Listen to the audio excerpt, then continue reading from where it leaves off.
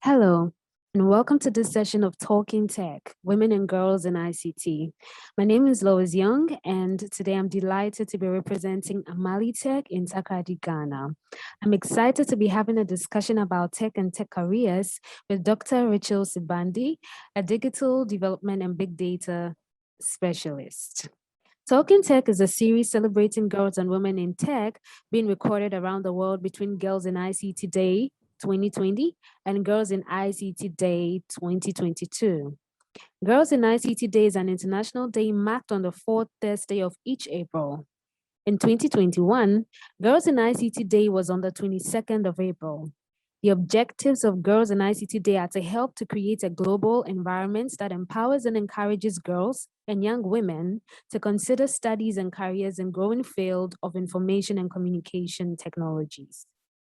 The Talking Tech series is brought to you by the ITU, UNICC, and the Office of the UN Secretary General's Envoy on Youth, and is in support of Equals, the Global Partnership for Gender Equality in the Digital Age. AmaliTech is pleased to be a partner on this session today.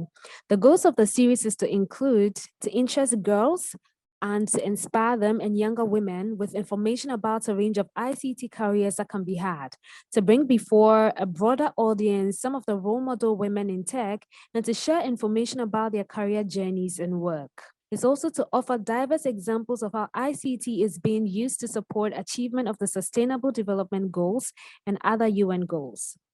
Showcase initiatives that are working with girls to support them in ICT studies or future ICT careers. It's also to provide girls and younger women in tech with a leadership opportunity to represent and promote girls in tech organizations which they are involved in, and to promote it in a broader international audience. So to kick this session off, I'm going to introduce you to AmaliTech, which is the organization I work for. AmaliTech is a social business empowering the next generation of technology leaders in sub-Saharan Africa. And as a global talent accelerator, AmaliTech provides free IT training courses and employment pathways to skilled youth in the regions of great need. For more information, you can visit amalitech.org. I'm delighted to now shift to a conversation with Dr. Rachel Sibande, a digital development and big data specialist. Hello, doctor. I'm so pleased to have this conversation with you. I'll start by first of all asking, when and how did you get into technology? Hi, Lois. It's a pleasure to speak to you today. Good morning, good afternoon, good evening to all the girls that are watching us today, and greetings from Pretoria, South Africa. But I also bring you greetings from the country of my birth, where I come from, the warm heart of Africa, Malawi. It's a pleasure to be here. Now to your question, how and when did I get into technology?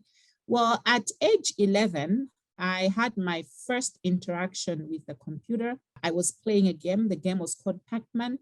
I was filled with curiosity as to how they had built the game, to interact with it. And that was what sparked the curiosity in me to get into the technology space, because I realized that I just did not want to be somebody that is a consumer or somebody who plays games or consumes technology, but I wanted to become a creator of technology solutions.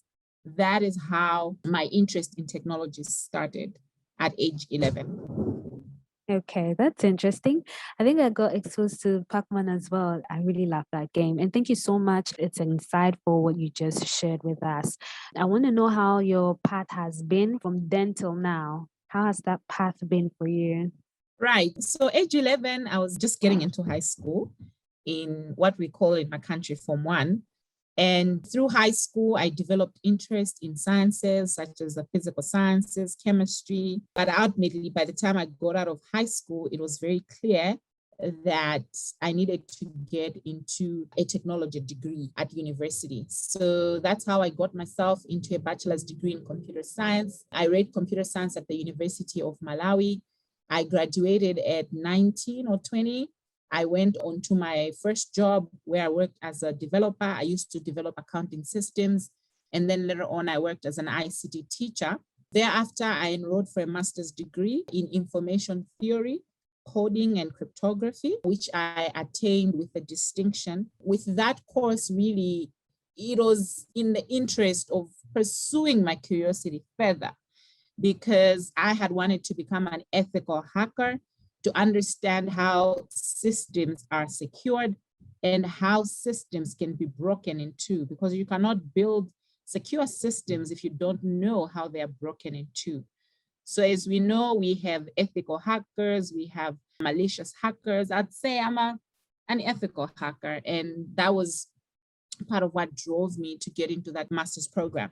Thereafter, I've worked in development sector, mainly started off with the application of technology within the agriculture sector, building technology systems for smallholder farmers to access extension messaging and market prices on their mobile phone in real time. And then I've worked in spaces such as public health, spaces such as disaster management, and elections monitoring, all leveraging the power and the use of technology. In 2010, I had my first PhD scholarship to study for a PhD in computer science at an institute in Italy. Unfortunately, I couldn't make it because I just had a baby 2 weeks prior to the commencement of that program. And unfortunately, further, my baby could not be given a visa to come with me.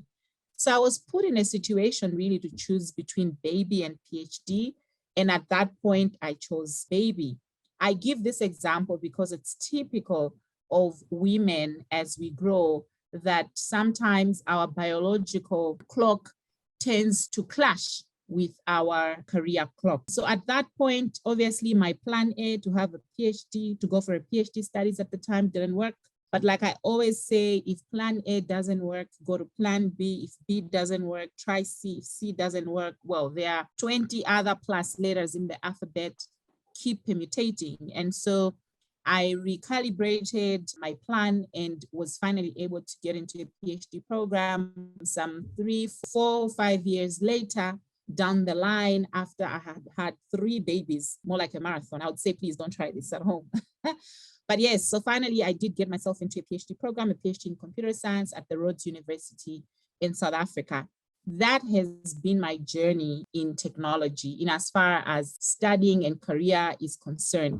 Having said that, it's also worth mentioning that along the way, I developed interest in enhancing the digital skills amongst other young people in my country and on the continent of Africa. And that is what led me to establish Malawi's first technology and innovation hub. It's called mHub. Basically, we provide digital skills training for young people, from very basic tech skills such as graphic designing, use of the internet, to very advanced skills like building mobile applications, building websites, games, robotics, just to mention a few. We also do incubate, accelerate, and provide investment readiness support, such as financing for innovative entrepreneurs, and not just those that are in technology, but even in other spaces, such as those in the food value chain, or indeed in the energy spaces, waste management, you name it. So that has been my path. Thank you. Thank you. It's a very interesting path and very insightful. I think a lot of females or girls out there are going to take a lot of motivation from your path. It's really, really insightful. Thank you so much. I'd also like to find out if you have any activities beyond your job that you'd like to tell us about. Yes, since you asked any activities outside of my current job. My current job is Senior Director at the United Nations Foundation. There's a unit called the Digital Impact Alliance. I lead our data for development work, where we leverage the power of big data to support governments make better decisions on how to reach the people that need the most.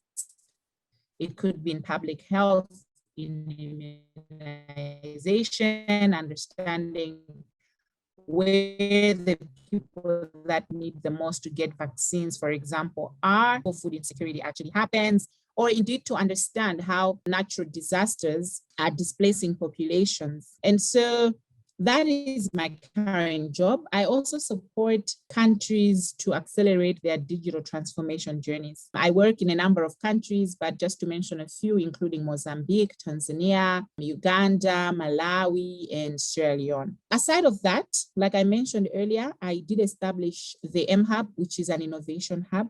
And I wanted to mention that apart from providing digital skills training for young people in general, there's a special program there that I'd also established to train girls and children how to code. We have what we call a girls coding club and a children's coding club. My inspiration or motivation in putting up these two programs was to say, the earlier young people can start to get interest in technology, the better. The world is moving into the fourth industrial revolution. We're becoming more digitally savvy, and it is important for us to upskill our young people, the young girls and children, to understand how they can leverage the power of technology in their lives. We're not necessarily seeking to have all these young girls or children that come through our coding clubs or our robotics clubs to become tech enthusiasts or indeed technology experts. But we believe that we are living in a world where whether you are a teacher, whether you are an agriculturalist or a social scientist or an economist, you name it, or a medical doctor, you still need to understand the power of technology. Thank you for that. Very important, and I agree with you. And I want to find out also what you like best about your job or what you like best about technology in general. I'll give you a very short answer about what I like about my job or technology in general. I believe it is the art or the platform that technology offers to create solutions that have the most impact on people. Tech is cross-cutting. It has the opportunity to create solutions in the health sector, in agriculture. If you look at agriculture, for example, we know that using Internet of Things and sensors, you can create technology solutions that measure the moisture in the soil in real time and connect with drip irrigation systems so that water is only applied to plants where necessary. We know that in health, you can create technology solutions that can help doctors to make better diagnosis by leveraging the power of previous data around similar cases. You go into education. We've seen during the COVID-19 pandemic that leveraging the power of technology in the absence of physical interaction, as is the case or as was the case before, for a classroom to always have continued to learn by leveraging the power of technology. You look at entertainment, gamification, there is a lot that we benefit.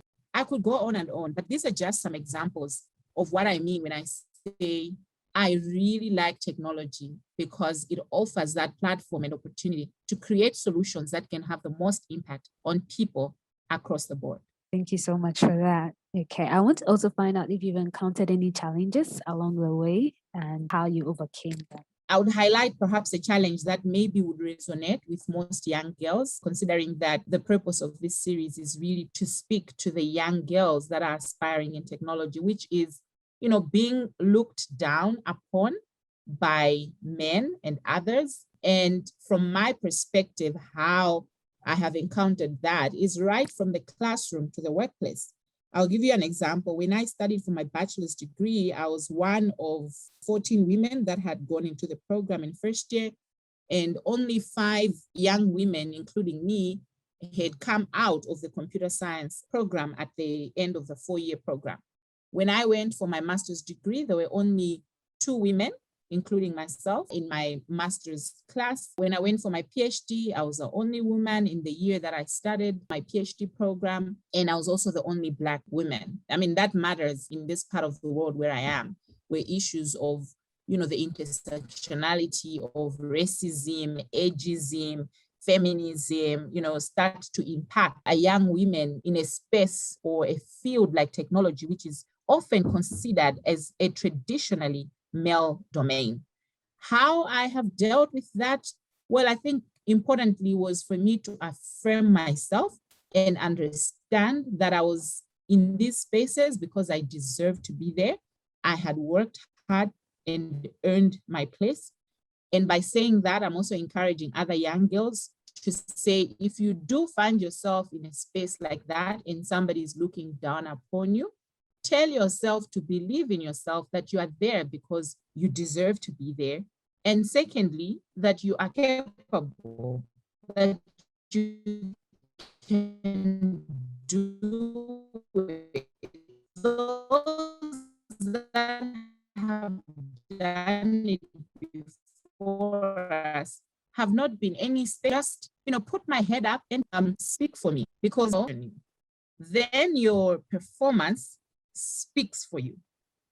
That is how I have dealt with that. And then they might stop looking at you in that perspective of you being a young woman in a male-dominated space like tech. They start to look at you as, a compatriot, as an expert. Thank you so much. That's so true. I'm inspired. So I think also do my best to take my education further. I think one of the final things I might want to also ask is that since it's a series about girls and women in tech, do you have any career or tech advice for girls and younger women in tech? Thanks, Lois. What I can say to girls and young women in technology is that it is common knowledge that we are in the fourth industrial revolution, where digital is the norm. Technology is shaping the narrative. Technology is disrupting the field of work. It doesn't matter what field one is, tech is getting more eminence. As such, they need to reskill, upskill, and keep learning. Understand also that despite the anxiety that comes with, the fact that technology is rapidly changing and that it's disrupting jobs, they should also know that tech is not necessarily going to kill non-tech jobs, because there are things that technology can do and things that technology cannot do. For example, negotiation, intuition, empathy are just examples of things that are very special to human beings and can only be done by human beings. A robot cannot show empathy, cannot have intuition, cannot negotiate like a human being can do.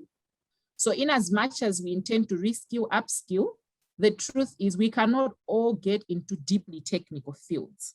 Some have to become communicators of technology, translators or interpreters of technology, and looking into the future job market, maybe becoming social media anthropologists, for example, big data scientists. It's a whole vast world and lots of opportunities. My advice is be intentional to set your personal development plan around what you would want to achieve in the technology space. Set your goals and follow them through. And remember, like I said earlier, it's not all the time that all your plans will work out as you had intended. I shared my example of having to fail to go for my PhD the first time because I had a baby. So always remember that if plan A doesn't work, go to try B, keep trying. It's better to try than to fail to try, as I say. Lastly, because you're a young woman in a tech field which is still perceived to be male-dominated, remember to be your best cheerleader. Remember to believe in yourself. And as Muhammad Ali said, always remember that impossible is nothing. It's just a word thrown around by men. You can do it. Thank you so much. I'll pick everything that you said and every lesson I've learned in here, and I'll make proud the other females that are also looking up to me. So thank you so much. In view of this, do you also have any questions you'd like to ask me? Yes, Lois, thank you for having me again.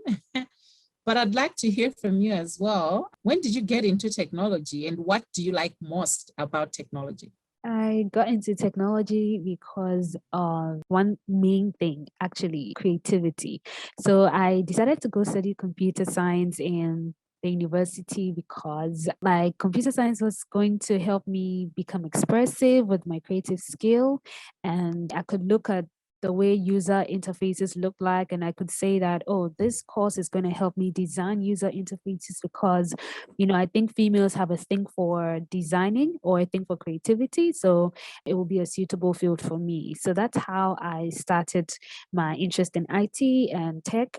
And I got into studying computer science. Yeah. Right. So you do have a bachelor's degree in computer science? Yes, I do. From one of the universities of science and technology in my country. Right. And how far do you want to go academically in as far as studying within the technology domain? Well, one of the things I noticed is that technology is used in various fields. You can be in finance and use tech, and in agric and use tech, like you also explained. And so I'm looking at expanding my field, not just doing software development or software related stuff, but extending my field so that I can apply whatever technology bits I'm learning from here in other fields as well. And so for now, I really want to go into something business related so I could apply technology there.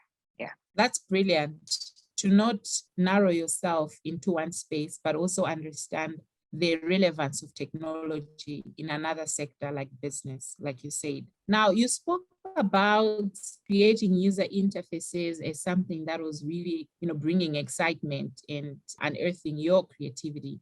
I was wondering, is there something else that you have done with technology that you are particularly excited about or proud of? Well, I would say that the projects I've worked on so far, being in AmaliTech, which has given me that exposure and opportunity to work on projects that I don't think I would have worked on if I wasn't here. I think that exposure is one I cherish, and it has given me the opportunity to do things I'm actually proud of. For example, building of applications. I'd also say that doing a bit of business analysis with some software that we've been working on. And it's also moved me into different like departments within the same work environment. And I've been on different projects. I've been sort of like a coordinator of different projects. And I think it's been exciting for me. If there is something I'm particularly excited about, it's imparting knowledge. So I've been in contact with a few students who are learning coding. So I've been able to impart that kind of knowledge to them through being here in AmaliTech. And I think that it is something I'm happy about. Brilliant. And lastly, what would be your advice or any takeaway message for other young women in technology that are watching us today? For other women, just like me, who have ventured into the tech space, well, I'd say that especially for women who did not anticipate that the tech space was going to be like this, especially because they thought that ICT or IT in general was going to be difficult. Okay, some thought it was going to be easy. They later on came on board, found that it was much more difficult. That's why they kept reducing numbers, usually in the university. So I just want to encourage us that it's actually not difficult. One of the things I say is that we have the same mental capacity as the males do, and we even have a much more special capacity. And so we can do exactly what they do. So that should make us know that, yeah, the world needs what is inside of us. We can't be dormant, we can't look down on ourselves. And so I'll say that it might not have been easy, especially starting in the tech field, but first of all, if you know what you have on your inside, and second of all, you have a passion or an aim to accomplish, that should be a drive to continue what you have begun. Yeah, it should be a drive. So I'd say more vim to my females, fellow sisters out there. Amazing. Thank you. That's even inspiring and encouraging for me as well. Although maybe I'm a pretty older woman than yourself and other young women that are watching us. It's been a pleasure speaking to you, Lois. Yeah, same here, same here. And thank you so much. I've learned a lot meeting you. I've learned a lot listening to you. I've picked a lot of stuff, and I think you've motivated me very well. I really have a lot of goals I want to accomplish, and I think you've set that pace for us who are behind you to also run. So thank you so much for sharing. So, folks and family, this wraps up our session for Talking Tech, Women and Girls in ICT for today. And I want to thank Dr. Rachel Sibande so much for the chat, and I really enjoyed it. I want to also say thanks to the viewers for watching our session today, and I'm hoping they picked up a lot of lessons which they can run with. Thank you, and it's bye for now.